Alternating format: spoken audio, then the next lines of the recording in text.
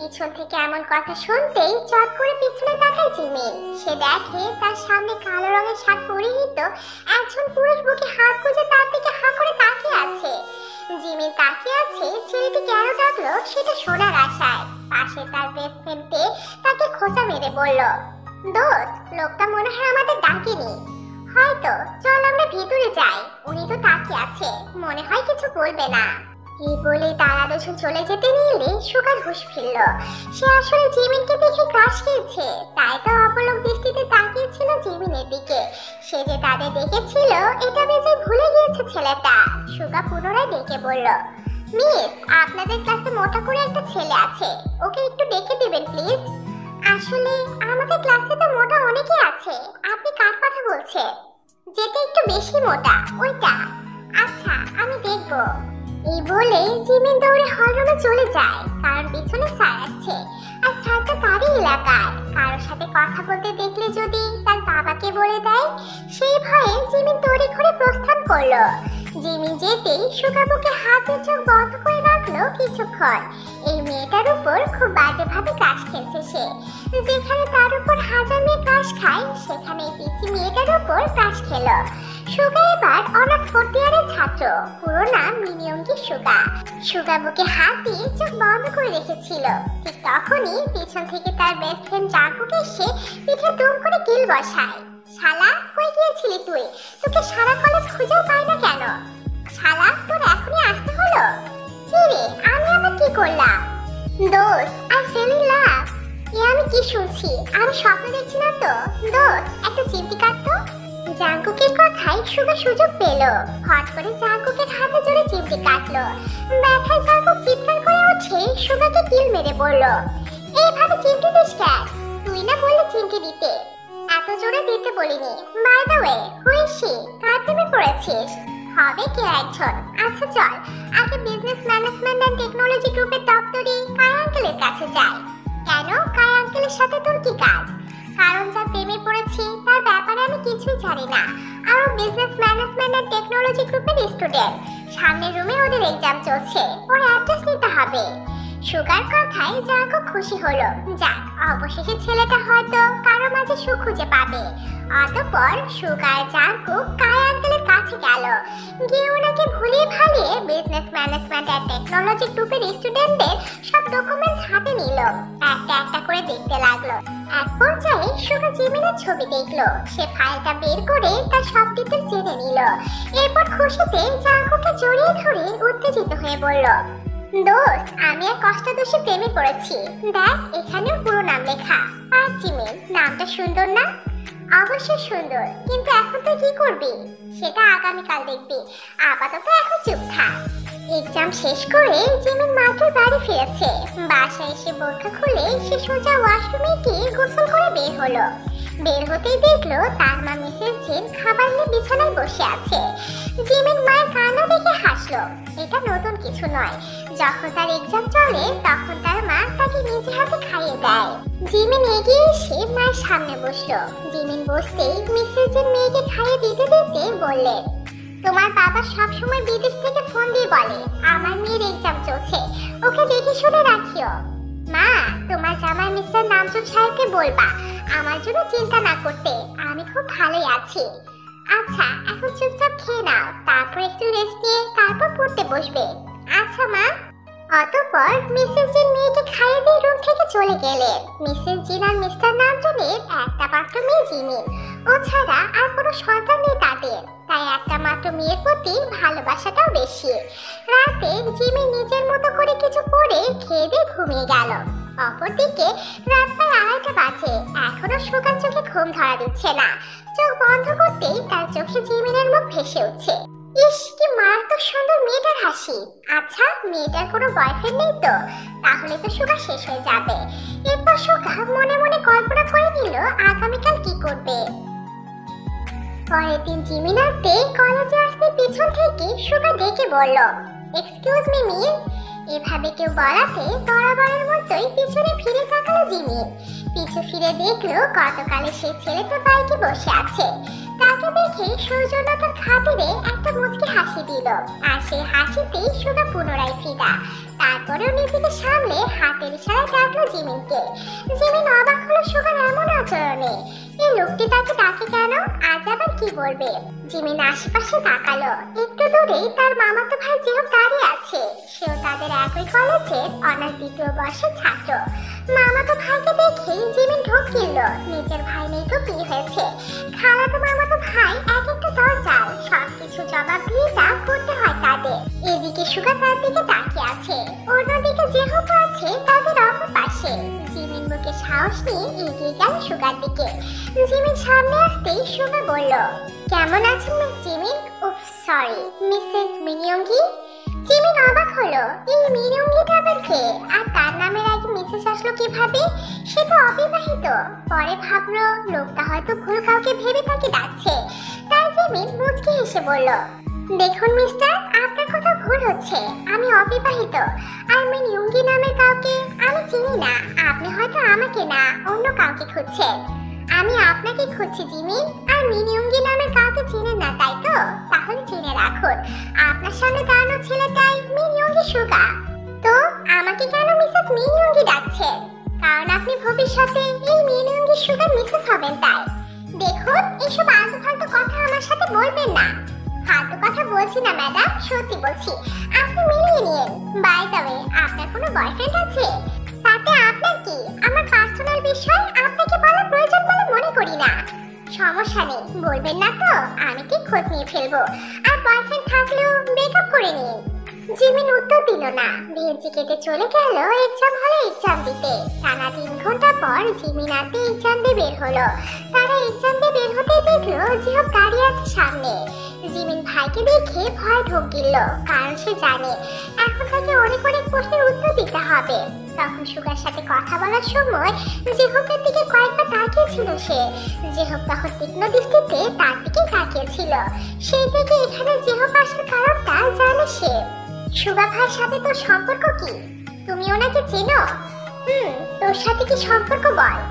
আসলে আমি তাকে চিনি না। তাহলে তখন কি এত কথা বলছিস? জিমিন ঢোক গেল। এখন জিহবকে সব সত্য কথা বলতে হবে, না হয় পরে যদি জানতে পারে তখন তার অবস্থা 12টা বাজাবে। অতঃপর জিমিন আর সময় ব্যয় না করে সব বলে দিল। ভাইয়া, আমি চাই না তুমি ওনার সাথে ঝামেলা করো। কোনো সমস্যা হলে আমি বলবো। সত্যি বলবি তো? আচ্ছা চল, তোদের বাসায় পৌঁছে দে। রাতে জিমিন পড়াশোনা করে কেবল ঘুমাতে যাচ্ছিল। ঠিক সেই সময় তার ফোন বেজে উঠলো। সে ফোন হাতে নিয়ে দেখলো অপরিচিত নাম্বার। জিমিন প্রথম কয়েকবার ফোন রিসিভ করলো না, চতুর্থবারে ফোন রিসিভ করলো। সে ফোন কানে নিতেই অপর পাশ থেকে একটা পুরুষ অস্থির গলায় বলল, কি ব্যাপার জিমিন, ফোন রিসিভ করতে এতক্ষণ লাগে? আপনি কে? আমি আপনাকে ঠিক চিনতে পারছি না। এই তো আমি, আপনার ফিউচার হাজবেন্ড। সরি, আপনি রং নাম্বারে কল করেছেন। জি না, আমি ঠিক নাম্বারে কল করেছি। আমার মনে হয় আপনার কোথাও একটা ভুল হচ্ছে। মোটেও আমার ভুল হচ্ছে না। আমাকে চিনতে পারোনি? আমি মিনিয়ঙ্গি সুগা। জিমিন সুগার নাম শুনে ফোন কেটে দিল। এরকম ছেলের প্রতি তার কোনো আগ্রহ নেই, ফালতু ছেলে। জিমিন ফোন পাশে রেখে শুয়ে পড়ল। এর কিছুক্ষণ পরই তার ফোনে নোটিফিকেশন আসলো। সে ফোন হাতে নিল। স্ক্রিনে দেখলো সুগার নাম্বার থেকে একটা মেসেজ এসেছে। আগামীকাল এক্সামের পর আমার সাথে দেখা করবেন, না হয় আপনার যে কোনো সমস্যা হতে পারে। আপনি কোথায় আসবেন তার অ্যাড্রেস দিচ্ছি। অতঃপর সুগা অ্যাড্রেসটা পাঠালো। এদিকে জিমিনের যান যায় অবস্থা। সুগার মেসেজটা পড়ে বোকা মেয়েটা ভয় পেয়েছে।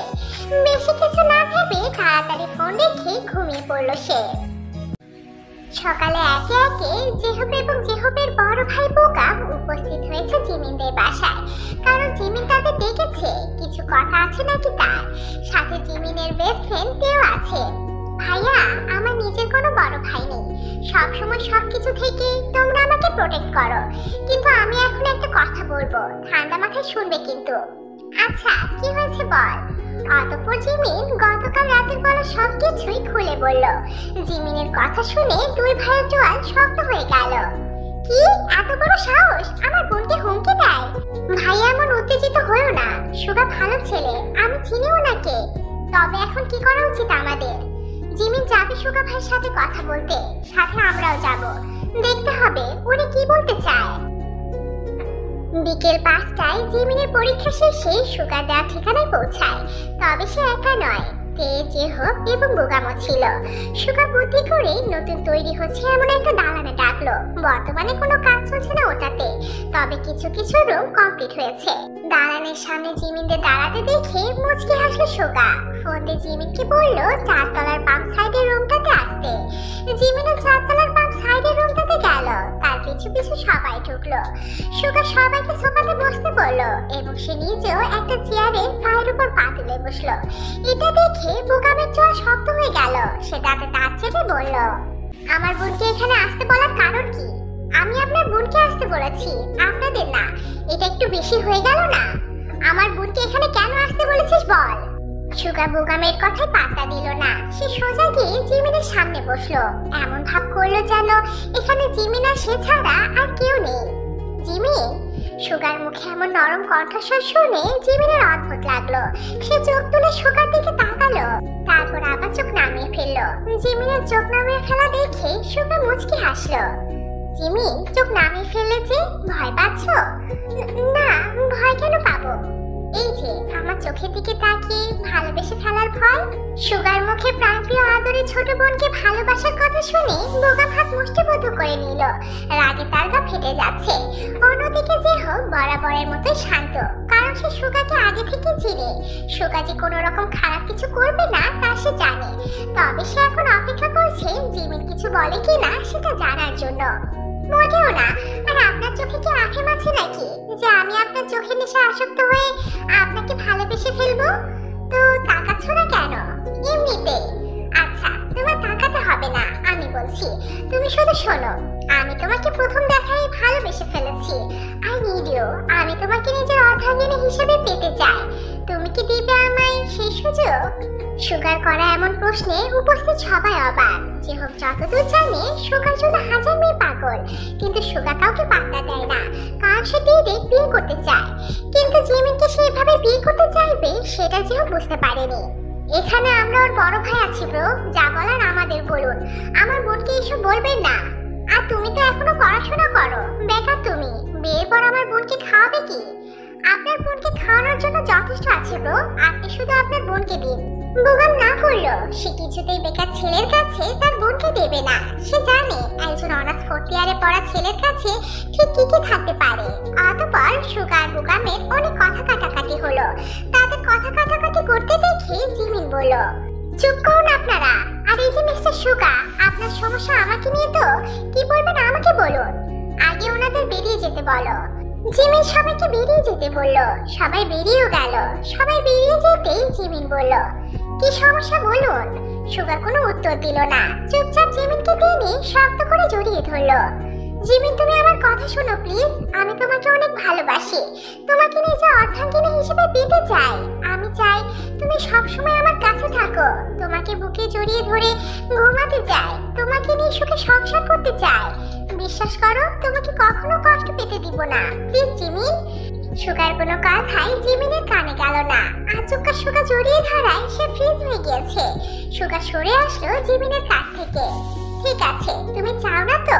ওকে, আমি আর তোমাকে বিরক্ত করব না। জিমিন বেরিয়ে গেল এবং বাকি সবাইকে জড়িয়ে ধরা ছাড়া সুগা কি কি বলেছে সব বলল। সবাই স্বস্তির নিঃশ্বাস ছাড়লো। অতঃপর বাড়ির উদ্দেশ্যে রওনা দিল। জিমিনরা যেতেই সুগা বাঁকা হাসলো। অতঃপর রুমের এক পাশে লাগানো ক্যামেরাটা হাতে নিল। পরের দিন জিমিন পরীক্ষা দিতে গেল। বের হতে সর্বপ্রথম সুগাকে চোখে পড়লো তাই জিমিন আনতে ভয় কমন রুমে চলে গেল। কিন্তু কমন রুমে গিয়ে দেখলো পুরো রুম ফাঁকা। পিছন থেকে সুগা জাঙ্কুকে বলল, ভেবেছিলাম দোস্ত কাজটা খুব কঠিন হবে, কিন্তু এখন দেখছি পাখি নিজেই ধরা দিল। দোস্ত ঠিক বলেছিস।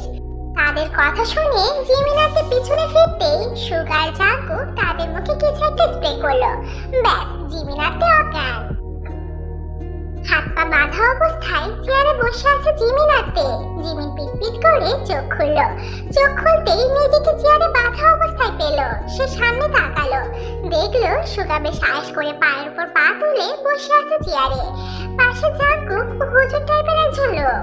জিমিনকে চোখ খুলতে দেখে সুগা জাঙ্কুককে বলল, এই মেয়েটার মুখে পানি ছিটিয়ে দে, তারও তো সব দেখা লাগবে তাই না? সুগার কথায় জাঙ্কুকের মুখে পানি ছিটিয়ে দিল। পিট পিট করে চোখ খুলল সে। চোখ খুলতেই নিজেকে চেয়ারে বাঁধা অবস্থায়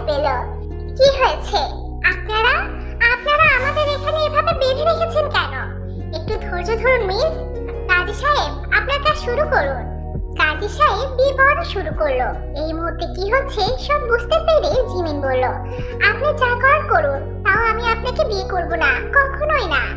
জিমিনের কথা শুনে সুগা মুচকি হাসলো। সে জানতো এমন কিছু হবে, তাই তো সে পূর্ব প্রস্তুতি নিয়ে এসেছে। সুগা ফোন বের করে সেদিনের জড়িয়ে ধরা ভিডিওটা ওপেন করে জিমিনের সামনে ধরে বলল, বিয়ে করবে না তো? সমস্যা নেই, এই ভিডিওটা আরেকটু এডিট করে সোশ্যাল মিডিয়াতে আপলোড করে দিব। তারপর তোমার মান সম্মান যাবে, তোমার পরিবারের কেউ তোমাকে বিশ্বাস করবে না, আর তোমার পরিবারের সবাইকে তোমার জন্য সমাজে হুমকির মুখে পড়তে হবে। তুমি কি চাও তোমার জন্য তোমার পরিবারের সবাই কষ্ট পাক? জিমিন দুধারে মাথা নেড়ে না বলল। সুগা বাঁকা হেসে বলল, গুড গার্ল, তাহলে ঝটপট বিয়েটা করে নাও। জিমিন পরিবার ও সমাজের কথা ভেবে রাজি হয়ে যায়। অতঃপর সুগা জিমিনের বিয়েটা হয়ে যায়। বিয়ের সাক্ষী হিসেবে তেও ছিল, তাকে দিয়ে জোর জবরদস্তি করে সাইন করেছে জাঙ্কুক। অতঃপর তে আর জাঙ্কুকের মধ্যেও প্রেমের সম্পর্ক শুরু হয়ে যায়। এয়ারপোর্টে গাড়িতে বসে আছে সুগা। মূলত সুগার বাবা মিস্টার চ্যানুয়েল কয়েকদিন হলো ব্যবসার কাজে দেশের বাইরে গিয়েছে, আজ তিনি দেশে ফিরছে। খানিক বাদে মিস্টার চ্যানুয়েলকে আসতে দেখে সুগা গাড়ি থেকে বের হলো, বাবার সাথে কুশল বিনিময় করলো। তারপর মিস্টার চ্যানুয়েলের ব্যাগপত্র গাড়িতে তুলে গাড়ি স্টার্ট করলো বাড়ি যাওয়ার উদ্দেশ্যে। বাড়ি ফিরে সুগা গাড়ি থেকে নামতেই মিস্টার চ্যানুয়েল বলে উঠলে, সুগা, তোমার সাথে আমার কিছু ইম্পর্টেন্ট কথা আছে। জি আপু, বলো।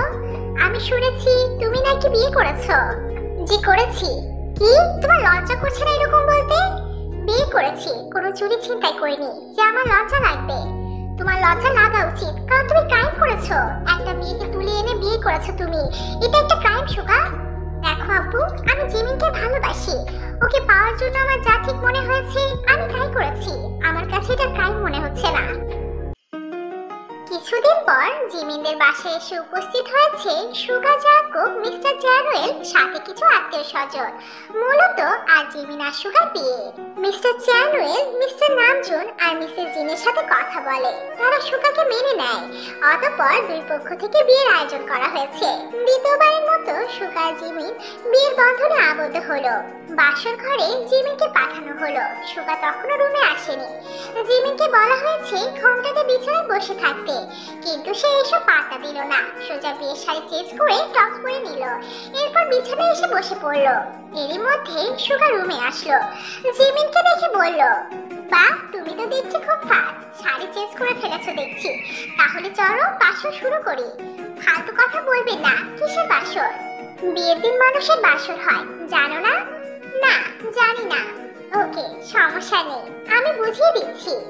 এই বলেই সুগা একদম জিমিনের কাছে চলে আসলো। জিমিন ভয় পেয়ে বলল, কি করছেন? দূরে সরে যান। দূরে সরার জন্য তো বিয়ে করিনি, প্লিজ দূরে সরুন। নো মিসেস মিনিয়ঙ্গি, তোমাকে ছাড় দেওয়া যাবে না, আজ একটু ছাড় দেব না। এই কথা বলেই সুগা দুজনের মধ্যকার দূরত্ব ঘোচালো। আস্তে আস্তে জিমিনের নরম ঠোঁটে তার ঠোঁটখানা বসিয়ে দিল। সাথে সাথে জিমিন কেঁপে উঠল। তারপর সুগা জিমিনকে আস্তে করে কোলে তুলে বিছানায় নিয়ে গিয়ে শুয়ে দিল।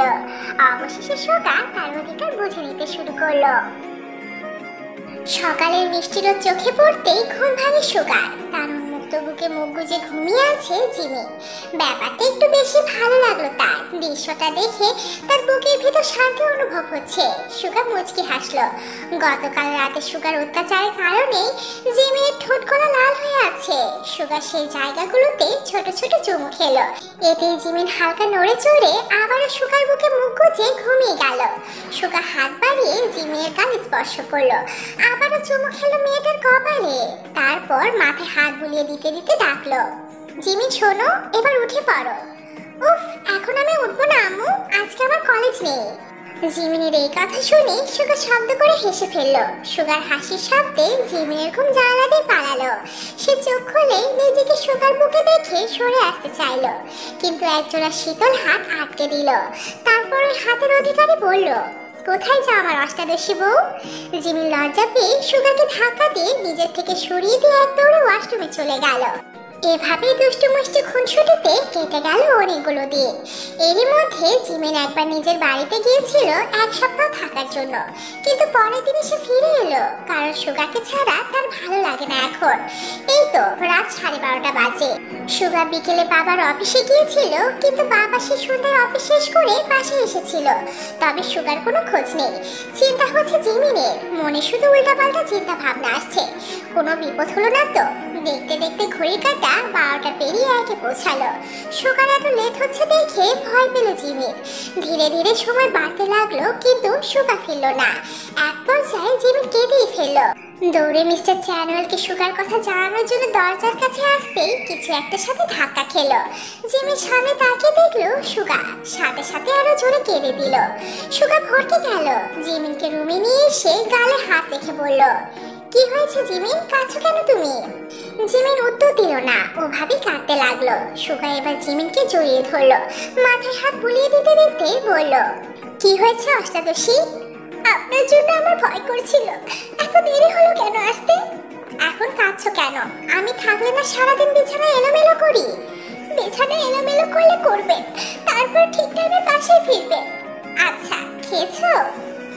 বাবার সাথে খেয়েছি, বলতে গেলে বাবা জোর করে খাইয়েছে, না হয় আমি কি আপনাকে ছাড়া খাই নাকি? ভালো করেছো, এবার কান্না বন্ধ করো, তোমাকে কাঁদলে একটু ভালো লাগে না দেখতে। বলেই সুগা জিমিনের চোখ মুছে দিয়ে কপালে চুমু খেলো। এই, আপনাকে একটা জিনিস দেখাবো। কি? ভালোভাবে প্রস্তুত হন। বলে জিমিন ড্রয়ার থেকে কিছু একটা বের করে সুগার হাতে দিল। একটা স্নোগ্রাফি রিপোর্ট, সেখানে সুগার জিমিনের নাম লেখা। সুগার রিপোর্টটা ভালোভাবে দেখে একটা ঢোক গেল। এটা তোমার? সুগার চোখে পানি টলমল করছে। জিমিন সুগার হাত টেনে নিজের পেটের উপর দিয়ে বলল, এইটা আমার, আর এখানে আপনার অংশ। সুগা কিছুক্ষণ জিমিনের পেটের দিকে তাকিয়ে থাকলো। তার বিশ্বাস হচ্ছে না যে এখানে একটা ছোট প্রাণ আছে। তুমি হসপিটালে কখন গিয়েছিলে? আর তুমি শিওর তো? আমাদের বাসায় গিয়েছিলাম না পরশু, তখন আম্মু জিজ্ঞেস করেছিল আমার পিরিয়ড হয়েছে কিনা। তখন আমার মনে পড়লো আসলে আমার পিরিয়ড হয়নি, তো আম্মুকে বললাম, আম্মু নিয়ে গিয়েছিল। সুগা মুচকি হেসে জিমিনকে জড়িয়ে ধরলো, কপালে চুমু খেয়ে বলল, ভালোবাসি অষ্টাদশী, অনেক বেশি ভালোবাসি তোমায়। আমিও ভালোবাসি আমার অনাগত সন্তানের বাবাকে।